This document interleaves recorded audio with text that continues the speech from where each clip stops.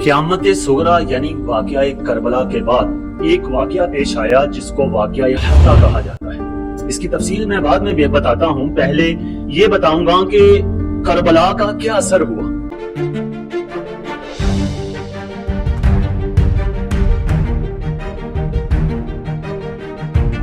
हजरत इमाम हुसैन रज़ी अल्लाह तआला अन्हु की शहादत के बाद इब्ने ज़ियाद ने हजरत इमाम हुसैन का सर कूफे में फिराया और शहरों में फिराया और लोगों को ये बताने की कोशिश की कि हमने इनको नीचा कर दिखाया है।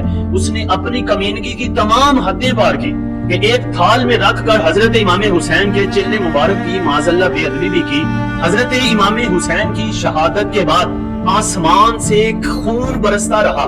बाज रिवायतों के मुताबिक 3 दिन और बाज रिवायतों के मुताबिक 7 दिन खून आसमान से बरसा और कई दिन सूरज ने अपना चेहरा नहीं दिखाया, यानी अंधेरा ही अंधेरा रहा। बैतुल मुकद्दस के जिस पत्थर को उठाते थे उससे खून निकलता था और यजीदी फौजियों ने हजरत इमाम हुसैन के काफले का एक ऊंट पकड़कर पकाया तो वो कड़वा और कोयला बन गया। फिर यजीद ने जब लोगों के असरात देखे कि लोगों ने इसको अच्छा नहीं समझा तो उसने इब्ने ज़ियाद को लान तान की और फिर अहले बैत के काफिले को मदीने की तरफ रवाना कर दिया।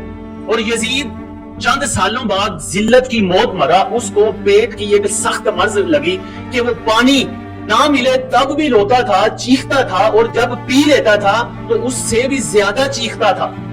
जिल्लत की मौत मरा। उसने अपने बेटे मुआविया बिन यजीद को बुलाकर कहा कि तू मेरी खिलाफत का वारिस है। उसने अलल ऐलान कहा कि मैं उस तख्त का वारिस नहीं बन सकता जिस पर अहले बैत का खून लगा हो। फिर कूफे का गवर्नर मुख्तार सकफी बना। उसने तमाम यजीदियों को चुन चुन कर मारा, चाहे इब्ने साद हो, इब्ने ज़ियाद हो, खोली हो, जितने भी थे उनको जिल्लत की मौत मारा। और यहाँ तक ऐलान किया कि जो भी यजीद की फौज में शामिल था उस सब को मार दिया जाए। ऐसा ही हुआ, फिर सबको मौत के घाट उतार दिया गया। तकरीबन 70,000 यजीदी मरे। हजरत इमाम हुसैन की शहादत के बाद जब अहले बैत का काफिला मदीने पहुंचा, मदीने वालों को पता चला हजरत इमाम हुसैन के साथ जो जुल्म ज्यादती हुई, तो मदीने वालों ने यजीद के खिलाफ बगावत का अलम बुलंद कर दिया। हजरत अब्दुल्ला बिन हंसला रज़ियल्लाहु तआला अन्हु फरमाते हैं कि हमने यजीद की बैत इस वजह से तोड़ी कि अगर ना तोड़ते तो हमें डर था कि यजीद के इतने जुल्म है कि अगर हम यजीद के साथ बैत रखते तो हम पर आसमान से पत्थर बरसते।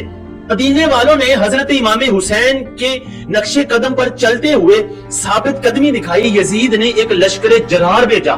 मदीने वालों ने डट कर मुकाबला किया। हर्रा कहते हैं पथरीली जमीन को, मदीने का कुछ हिस्सा पथरीला है, वहां जंगे हुई। यजीदियों को काफी नुकसान हुआ तो यजीद ने और बड़ा लश्कर भेजा। फिर मदीने वालों को जाहिरी तौर पे शिकस्त हुई तो यजीद ने मदीने पर भी बड़ा ही जुल्म किया। मस्जिद नबवी में माज़अल्लाह अस्तगफिरुल्लाह घोड़े बंधवाए और 700 सहाबा इकराम को शहीद करवाया। और यहाँ ही बस नहीं की, मक्के वालों ने भी जब इसके खिलाफ बगावत की तो इसने मक्के की भी बेहुरमती की।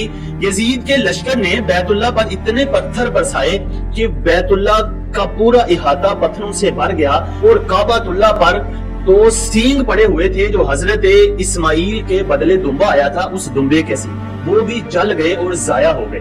और हजरत अब्दुल्ला बिन जुबैर ने डटकर मुकाबला किया था यजीद और यजीदियों का, आखिर में वो भी शहीद हो गए। वाक़या हर्रा भी वाक़या करबला के बाद एक अलमनाक वाक़या है कि जिसके अंदर बेशुमार मज़ालिम ढाए गए, बेशुमार दुनिया की तकलीफें सहाबा और ताबईन को दी गई, लेकिन जुल्म का सूरज जल्द ही गुरूब हो गया और यजीद इतना बदनाम हुआ कि जिसने अहले बैत, मदीना और मक्के की बेहुरमती की। फिर यजीद का नाम लेना भी बुराई समझा गया। हजरत उमर बिन अब्दुल अजीज के सामने किसी ने कहा कि अमीरुल मोमिनीन यजीद बिन मुआविया, आपने उसको 20 कोड़े लगवाए।